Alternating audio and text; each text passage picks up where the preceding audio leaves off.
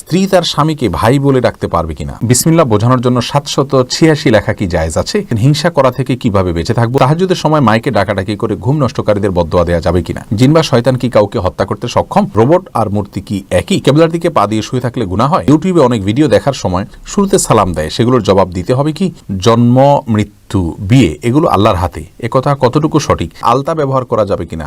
লাল ও হলুদ রঙের কাপড় পরা কি ছেলেদের জন্য হারাম। ইনডাইরেক্টলি যৌতুক চাওয়াটা কি গুনাহ হবে। বিয়ের মোহর কিস্তিতে দেওয়া যাবে, জায়েজ হবে। মৃত মানুষের জন্য কিভাবে তওবা ইস্তেগফার করব। সুস্থ সবল ব্যক্তিকে কি ভিক্ষা দেওয়া যায়। চল্লিশা পালন করা যাবে কিনা। ব্ল্যাক ম্যাজিক করলে করণীয় কি। সিজদার সময় কি চোখ বন্ধ করে রাখা যাবে। ইয়া নবী সালাম আলাইকা। এসব দুরূদ কতটা ইসলাম সম্মত একটু বুঝিয়ে বলবেন। আকীকা না করলে কি কেউ গুনাহগার হবে। প্রিয় দর্শক, আমাদের কাছে যে প্রশ্নগুলো এসেছে ইতিমধ্যে, তমধ্যে থেকে সর্বপ্রথম যে প্রশ্নটি দেখতে পাচ্ছি, ভাই আব্দুল্লাহ আপনি জানতে চেয়েছেন বিসমিল্লাহ বোঝানোর জন্য 786 লেখা কি জায়েজ আছে।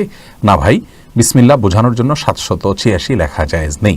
প্রথমত বিসমিল্লাহির রহমানির রহিম এটার কোনো বিকল্প কখনোই হতে পারে না 786, যার কারণে 786 এটা লিখে বিসমিল্লাহির রহমানকে বোঝানোর চেষ্টা করা উচিত নয়। দ্বিতীয়ত হলো যে আমরা এক বক্তব্যে বলেছি যে আসলে আরবি বর্ণের একটা মান বের করে সেটা দিয়ে বিভিন্ন রকমের সংক্ষিপ্ত রূপ নির্ণয় করা ইসলাম শরিয়াত দৃষ্টিকোণ থেকে এটি জায়েজ নাই, এবং এটি শুরু করেছে অমুসলিমরা, অগ্নিপূজকরা, এবং ভারতবর্ষ হয়ে এটি আমাদের এখানে এসেছে, যার কারণে এটিকে আমাদের কোনো অবস্থাতেই গ্রহণ করা উচিত নয়। বিসমিল্লাহির রহমানির রহিম পরিপূর্ণভাবে লিখতে হবে, এভাবে লিখলে বিসমিল্লাহির রহমানির রহিম হক আদায় হবে না।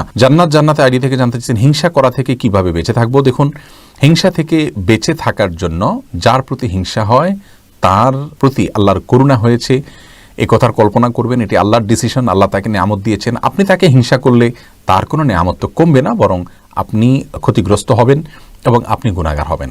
এই কথার কল্পনা করবেন এবং এই কথা আপনি ভাববেন, ইনশাআল্লাহ এর মাধ্যমে আপনাকে আল্লাহ রাব্বুল আলামিন হিংসা থেকে মুক্তি দিবেন। আপনার নিজের মধ্যে যদি হিংসা হয় অন্য কারোর প্রতি, অর্থাৎ তাকে আল্লাহ তাআলা নেয়ামত দিয়েছেন, আমি তাকে হিংসা করা মানে হলো আল্লাহর দেওয়া, আল্লাহর ফয়সালাকে আমি মেনে নিতে পারছি না।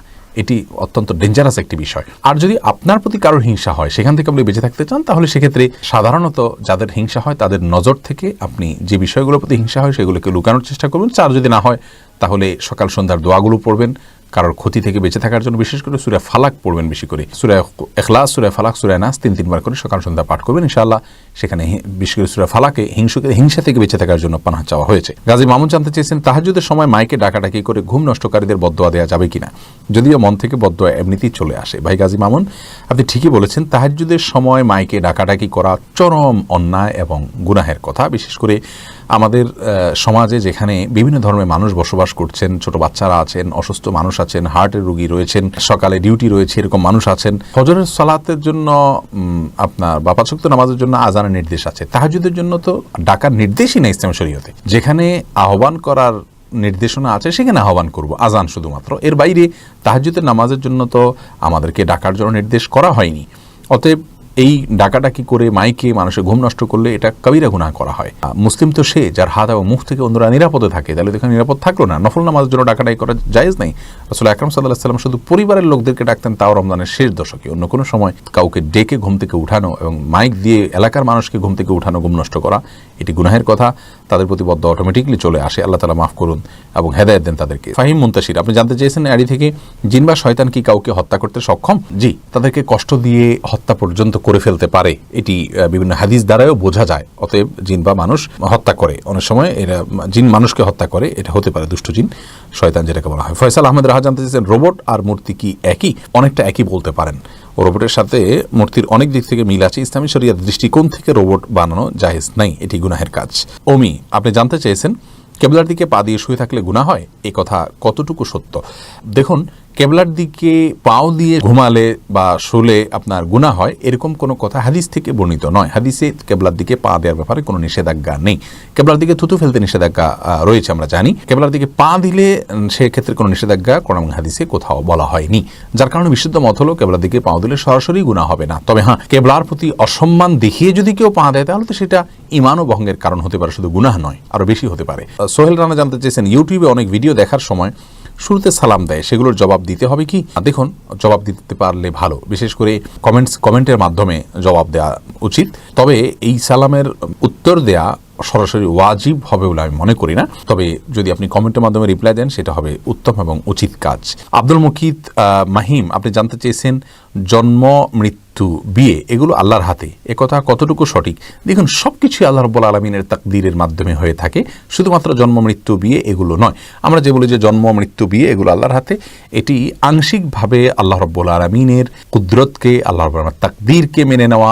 তার মানে বাকিগুলো কার হাতে? বাকিগুলো কি আল্লাহর হাতে? মানে আল্লাহর হাতে না, সবগুলোই আল্লাহ রাব্বুল আলামিনের হাতে।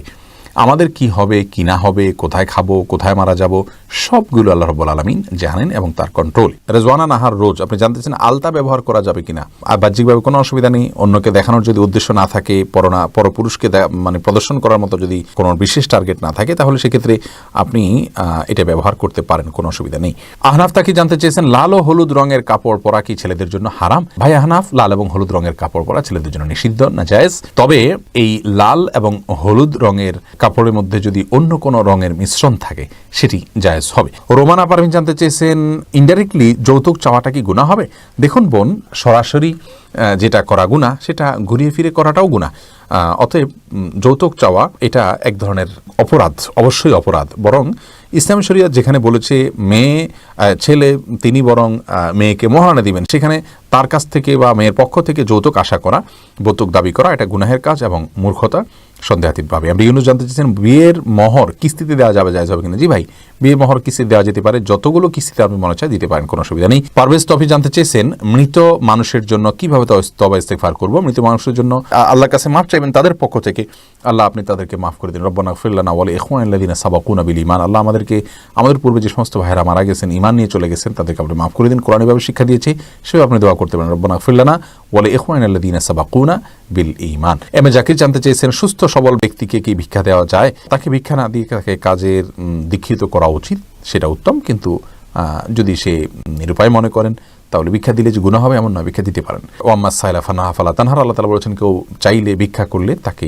তুমি ধমক দিও না, তাকে দিতে পারেন আপনি। বিনয়ের বাহু আইডি থেকে জানতে চেয়েছেন স্ত্রী তার স্বামীকে ভাই বলে ডাকতে পারবে কিনা? পারবে, অসুবিধা নেই। রোমান হাসান জানতে চেয়েছেন চল্লিশা পালন করা যাবে কিনা? না বোন, চল্লিশা পালন করা যাবে না, কারণ মৃত্যুর পর 40তম দিনে বিশেষ কোনো আনুষ্ঠানিকতার কথা কোনো দেশ কোথাও বলা হয়নি। শ্রাদ্ধ এটা লিখে যদি আপনি গুগলে সার্চ দেন তাহলে সেক্ষেত্রে শ্রাদ্ধ সম্পর্কে যে ধারণা পাবেন সেখান থেকে আপনি পরিষ্কারভাবে বুঝতে পারবেন এই চল্লিশা ইত্যাদি এগুলো হিন্দুদের বিভিন্ন বিশ্বাস থেকে আমাদের মধ্যে চলে এসছে, ইসলাম এগুলোকে অ্যালাউ করে না। হাসিব গাজী আপনি জানতে চেয়েছেন ব্ল্যাক ম্যাজিক করলে করণীয় কি? সূরা ফালাকের আমলটা বেশি বেশি করবেন, বিশেষ করে সূরা ইখলাস, সূরা ফালাক, তো সূরা নাস। ব্ল্যাক ম্যাজিক থেকে বাঁচার জন্যই এই সূরা ফালাক নাজিল হয়েছে। 3 বার পরে ফু দিবেন খাবারে, পানিতে, এবং এগুলো ব্যবহার করবেন, ইনশাআল্লাহ এটার জন্য উপকার পাবেন। আর বিশেষ করে যারা শরঈ পদ্ধতিতে ভালোভাবে কোরআন হাদিস দিয়ে ঝাড়ফুঁক করে তাদের শরণাপন্ন হবেন। স্নিগ্ধলতা আপনি জানতে চেয়েছেন সিজদার সময় কি চোখ বন্ধ করে রাখা যাবে? আপনি অতিরিক্ত মনোযোগের জন্য মাঝে মাঝে এরকম করতে পারেন, তবে নিয়মিত এরকম না করাই উচিত। ইকবাল হোসেন জানতে চেয়েছেন ইয়া নবী সালাম আলাইকা, এসব দুরূদ কতটা ইসলাম সম্মত একটু বুঝিয়ে বলবেন। দেখুন, ইয়া নবী সালাম আলাইকা এটা সঠিক নয়, বাকি এর অর্থ খারাপ কিছু নয়। হে নবী আপনার প্রতি সালাম বর্ষিত হোক, এখানে নবী আলাইহিস সালামকে সম্বোধন করে বলা কেমন যেন তিনি উপস্থিত আছেন, এটা উচিত নয়। আমরা অনেকে মনে করি নবী সাল্লাল্লাহু আলাইহি সাল্লাম দুরূদ পড়লে হাজির হয়ে যায়, সেই বিশ্বাস থেকে অনেকে বলেন হে নবী, অর্থাৎ তিনি চলে আসছেন, এই বিশ্বাস থেকে বললে এটা জায়েজ নাই। এমনিতে অর্থের দিক থেকে খারাপ নয়। সোহান আপনি জানতেছেন আকিকা না করলে কি কেউ গুনাহগার হবে? আকিকা না করলে কেউ গুনাহগার হবে না, যেহেতু এটাই ওয়াজিব না, বিশুদ্ধ মত।